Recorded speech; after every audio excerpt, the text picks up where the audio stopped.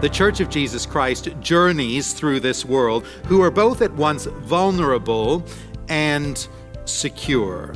We have the defenses of the Spirit of God and the Word of God and the leaders whom God gives us. But at the same time, we travel through plenty of dangerous territory. We encounter plenty of perils. Welcome to Encounter the Truth with Jonathan Griffiths. And Jonathan, I'm so glad that you're pointing out in our message today that we do live in a world that has been marred by sin, that there are dangers all around us.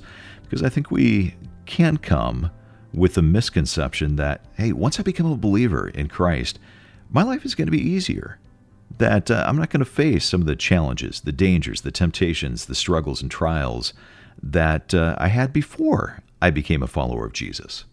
Well, the Bible highlights so often the wonderful security that the children of God enjoy and that the Church of God enjoys in this world. But at the same time, the Bible makes it clear that there are real dangers we need to be aware of and we need to approach prayerfully and carefully. And Paul's doing that in this passage from Titus chapter 1 that we're going to be looking at today. He wants us to know that the church, while it is protected by God, is under threat in some significant ways, and in particular from false teaching. And that is, I think, a threat that we need to take very, very seriously as those who listen to Christian media and read Christian books and all the rest of it. We need to have that discernment. And Paul wants us to be wary and discerning and careful. Well, we're going to look at what Scripture says then together in the book of Titus. We're in chapter 1, looking at verses 10 through 16. Here is Jonathan. I don't know if you've ever had a chance to go on safari, perhaps in East Africa. I've never done that myself. I'd love to tour one of the great parks and to see the wonderful animals and the beautiful terrain maybe one day. But I've seen the pictures, as I'm sure you have, and there must be a wonderful sense of adventure to it all, heading out on one of those tough 4x4s, a Land Rover or a Land Cruiser or something, with all your provisions packed on the roof and setting out maybe for some days at a time. It strikes me that there is something both vulnerable and secure about that picture, if you can picture it. You're heading off into the wilds with some powerful predators who would doubtless like to have you for their supper. Lions and rhinos and African buffalo and whatever else. You may need to cross some very, very rocky terrain that could damage the vehicle and leave you stranded. You may need to cross rivers that could overwhelm you, sweep you away. But you're in this tough vehicle, you've got an experienced guide. In truth, you're quite safe. But at the same time, you have a long and a dangerous journey ahead of you. The Church of Jesus Christ journeys through this world as a body, as a people who are both at once vulnerable and secure. The Lord will keep and the Lord will protect His true church, His saved people. He's going to bring us safely home. We have the defenses of the Spirit of God and the Word of God and the leaders whom God gives us in the local church. But at the same time, we know we travel through plenty of dangerous territory. We encounter plenty of perils along the way. That's true in our day. It was true in Paul's day. It was true in the day of Titus and for the church at Crete. Now, as we dig into Paul's letter to Titus, we are seeing more and more clearly that Paul is writing out of a sense of real urgency and a sense of true concern for the protection of the church at Crete. He's just outlined this priority of establishing a godly leadership, a godly eldership for the church. That was our focus last time. And now he sets out the reasons why this eldership is needed. He lays bare some of the key dangers facing the church. These are specific to Crete in their particular details, but I think they are general in their application. General because the dangers facing the church at Crete are dangers that are never absent for the church in any age. Three key dangers I see here, three key dangers facing the church both then in Crete and now here. And here they are: false teachers, a toxic culture, and undiscerning disciples. Let's look at each of those in turn. First, the church is at risk from false teachers, verse 10. For there are many who are insubordinate, empty talkers and deceivers, especially those of the circumcision party. They must be silenced, since they are upsetting whole families by teaching for shameful gain what they ought not to teach. Many will have noticed that here in Ontario, our provincial government has been developing this emergency alert system to alert the population to serious risks in real time via the cell phone in their pocket. And not infrequently, an alert will sound and a message will pop up on the phone. A certain criminal has escaped, or a person has abducted a child. And here's the description of the wanted person. Male, 6 foot, 2 inches, 200 pounds, driving a blue Ford or something. And the point is, this person is dangerous. This person is wanted. Don't approach them, but call the police immediately if you see them. Well, here the Apostle Paul has issued, if you like, an Amber Alert. This is not about a dangerous individual, but rather a kind of gaggle of people, a cohort who are on the loose at Crete, who pose a real danger to the church. He says there are many of these ungodly influencers around the place, not just one or two. Some of them, he says, belong to the circumcision party, but not all of them. He speaks of those especially who are from the circumcision party.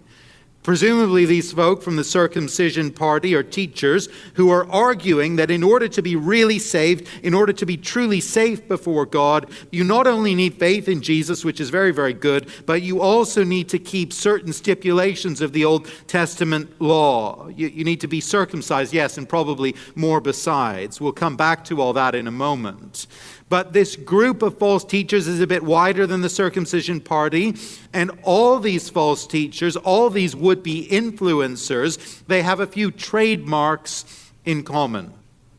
They're marked, notice it with me, by being insubordinate, verse 10. These are rebellious people by character. That's warning sign number 1 that the Apostle Paul wants us to look out for. And we do well, don't we, to take Paul seriously in this.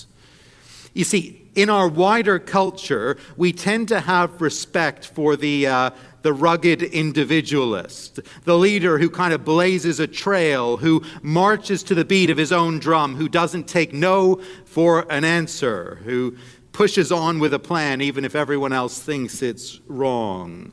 I think we have respect for that kind of leader in our wider culture. And I think sometimes this kind of thinking about leadership kind of filters into the church. The pastor with a kind of rebellious edge who blazes his own trail, who slightly bucks against tradition and authority. Leaders like that can actually gain quite a lot of traction. They have done so in wider Christian circles over time. But I think we need to be really, really careful about glamorizing that kind of thing. We need to be really careful because insubordination, rebelliousness is actually, as we think about it, at the very heart of sin. Think about that with me for a moment. What happened in the Garden of Eden?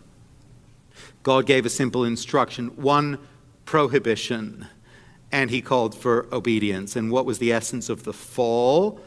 Well, it was insubordination. It was rebellion. It was this refusal to submit.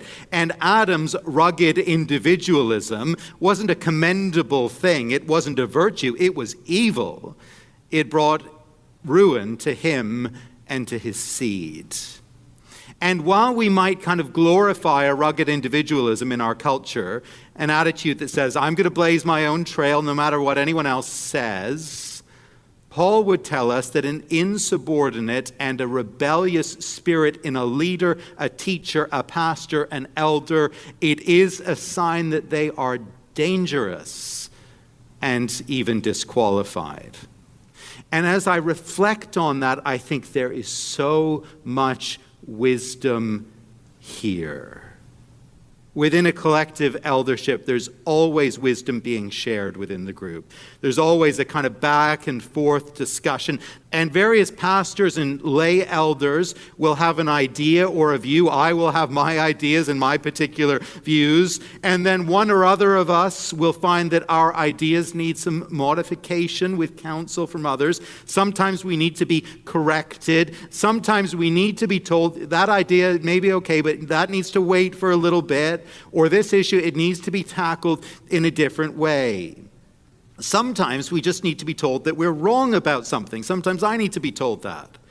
I think that's probably true, actually, of every single one of us who serves as lay elders or staff elders, pastors here at the church. We've probably, all of us now, received that kind of response from others on an idea, a viewpoint, a plan. I certainly have.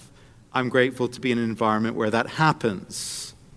We all need the benefit of that collective wisdom of the leaders whom God appoints for his church. We all need to be able to receive that with an open spirit. You're listening to Encounter the Truth with Jonathan Griffiths and a message called Dangers All Around. Originally, it was part of a series called Transformed by Truth, but it's been one of the most listened to in the past year. We went and we looked at what had been the most downloaded, streamed, or requested messages of the past 12 months, and we put them together in a series called Listener Favorites, which is currently airing on the radio. In addition to the series on the radio, we've also put together a study guide that can help you go a little bit deeper into a variety of these different topics, like what it means to become steadfast and wise, how we can have confidence in trials, an enduring faith, and we'll look at God's great generosity and a king who judges the heart. Just a few of the topics in our series called Listener Favorites.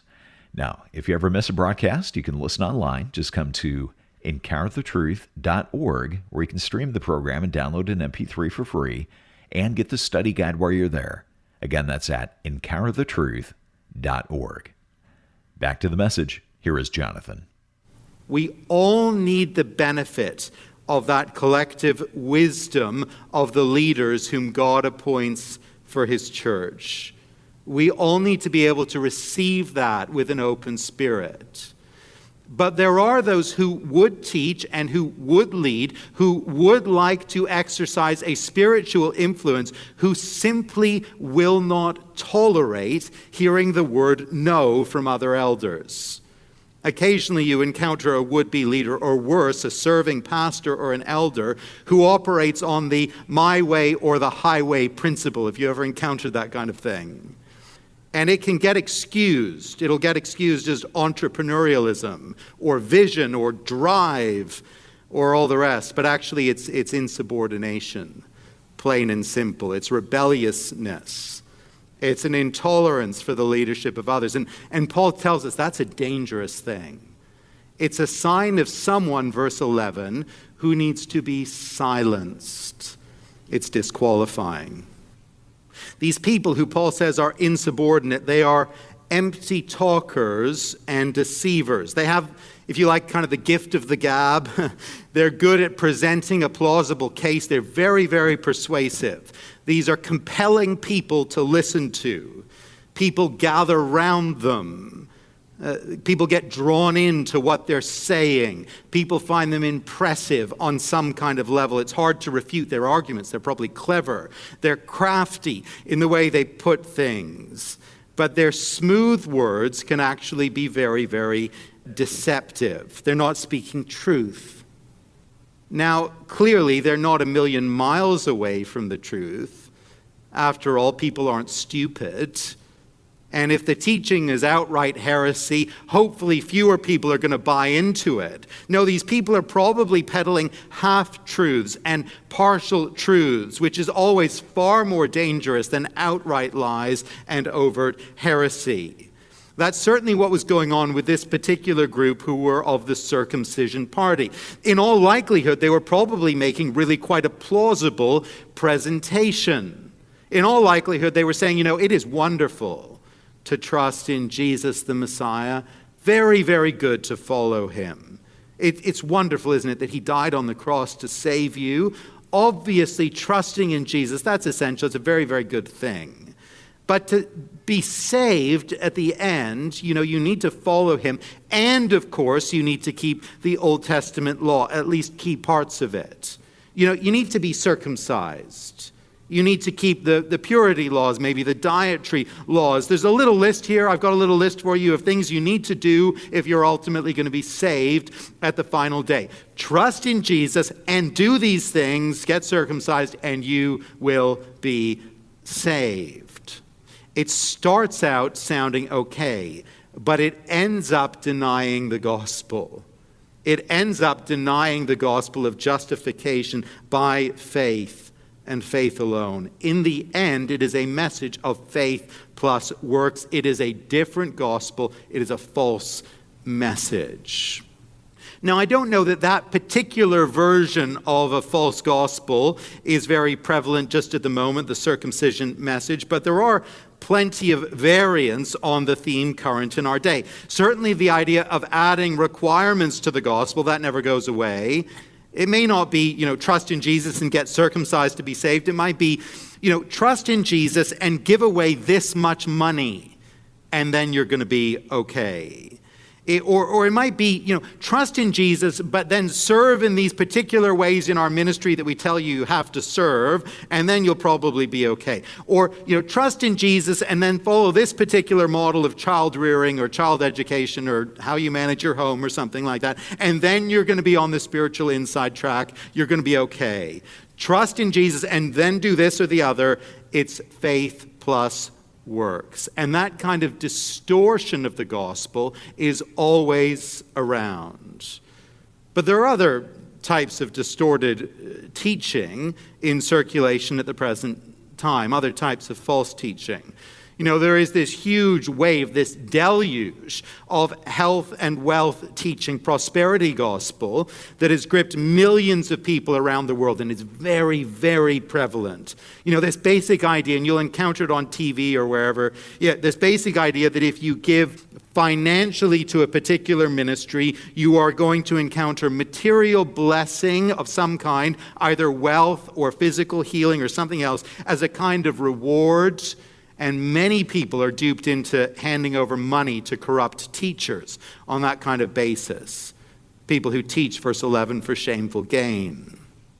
In our society here in Canada and the West, many churches are crumbling under pressure at the present time to accommodate the prevailing social views on matters surrounding sexuality. I think we're seeing that all the time. Churches, denominations just abandoning the Bible's teaching to avoid offense and to fit in. It's happening all the time. Then there's the concept of God's judgment for sin and the idea of hell. Many teachers are throwing that over because it's so unpalatable to many, so upsetting, so unpopular, so offensive. And churches that are traditionally Bible-believing and evangelical are compromising on these matters. Many people are being taken in. You see, false teaching, it hasn't gone away, and false teachers haven't disappeared, but they must, verse 11, be silenced. And that takes us back then to the godly elders of character and conviction that we thought about last time. These elders need to be ready to take active steps to protect the church, to silence these ungodly influencers. They need to be silenced because people like this can cause immense trouble. That was the case in Crete. They were upsetting whole families or whole households, and that could be family units or even house churches. They're upsetting them by teaching for shameful gain what they ought not to teach. Now, that shameful gain could be the gain of money, as we spoke about just a moment ago, or it could be the promotion of another self-serving agenda. Boosting their own personal reputation, flattering their ego by building a following, a kind of narcissism, or it could be about sowing discord, driving a wedge through the fellowship, seeking to break off a faction. Whatever the agenda is, whatever the shameful gain, it is shameful. And the elders need to be on the lookout. They need to be ready to do that unpopular, painful work of silencing such people, putting a stop to their activity. And that takes courage, doesn't it? But how very, very necessary that is. Now, we might at this point pause and just ask why. Why this obsessive concern with sound teaching and with shutting down the false teaching? Why not just leave it be and let people form their own opinions and kind of self-regulate in this? You might be actually listening in here as someone who is not a Christian. You're just trying to figure things out, get a sense of what it is we're about here. And perhaps you're slightly rolling your eyes at the thought of these Bible people getting so upset at the thought of some alternative ideas doing the rounds. Why not just live and let live? I mean, come on, relax a little bit here. Well, the reason this matters, the reason Paul cares, and the reason we care, it's simply this. False teaching is deception, verse 10. False teaching upsets people in their faith, verse 11. Whole households, whole house churches are being upset here, being disturbed in the foundations of their faith. And Paul knows, and we know, that nothing matters more than a person's faith in Jesus Christ. There's nothing more precious. The very best thing we can do for anyone is to help them trust in Jesus and find life in his name, life eternal. And the worst thing we could ever do to harm someone is to disturb a believer's faith in Jesus or to allow someone else to disturb it. Eternity rests on true gospel faith. This isn't, about personal preference or a kind of lifestyle choice. This is about heaven and hell. This is about eternal gain and eternal loss. This is about joy, and this is about suffering. It is about life, and it's about death. Nothing matters more than this. And so Paul says, going back to the false, ungodly teachers, these insubordinate people, such people must be silenced. Really an important thing for us to be aware of, that there are false teachers there and making sure we're not listening to them. Looking at some of the dangers that face the church, both back in the days of the early church and today. Our message is called Dangers All Around, and it's been one of the most listened to in the past year. We've taken this message and the other top 9, put them together in a series called Listener Favorites. And if you ever miss a broadcast in the series, you can always come and listen online. Our website is encounterthetruth.org. And while you're there, make sure you get a copy of the study guide that goes along with this series. You can access that for free, as well as listen to these broadcasts at encounterthetruth.org. Well, Encounter the Truth is listener-supported. That's exactly what it sounds like. We're able to be on this station because of your generosity. And as you give a gift of any amount, we want to say thank you by sending you a book called The Final Lap. It's all about navigating the transitions of later life. And Jonathan, who do you think is really going to benefit from reading this book? Well, this book is helping us to think biblically about a number of key transitions in later life. So it helps us think through how to move as believers from the world of work to the world of retirement, then from the time of independency to the time of dependency, and then ultimately from life to death as we approach the finishing line. And for anyone who is in the midst of any of those transitions, in those later stages, those later decades of life, I think this book will be pure gold. There aren't many books actually in the Christian marketplace that help us think biblically about these seasons of life, but we need to be ready for them and we need to think about them and we need help to navigate them well. But there will be others who are supporting parents and grandparents who are perhaps caregivers who need to have a biblical framework and some real encouragement as well for thinking through these things properly and from a biblical perspective. And John is a trusted teacher, a Christian ethicist, a medical doctor as well, and his wisdom is tremendously helpful. I know many have benefited from his teaching over the years, and I'm thrilled that this book is available and that we are able to make it available to listeners here on Encounter the Truth. Well, the book is called The Final Lap, written by John Wyatt. Our thank you gift to you as you financially support Encounter the Truth with a gift of any amount this month. You can give online at encounterthetruth.org or when you call 1-833-99-TRUTH. That's 1-833-998-7884. or encounterthetruth.org. You can also write us at Encounter the Truth, 2176 Prince of Wales Drive, Ottawa, Ontario, K2E0A1, or in the U.S. at Encounter the Truth, 215 North Arlington Heights Road, number 102, Arlington Heights, Illinois, 60004. For Jonathan Griffiths, I'm Steve Hiller. Thanks for listening, and I hope you'll join us next time.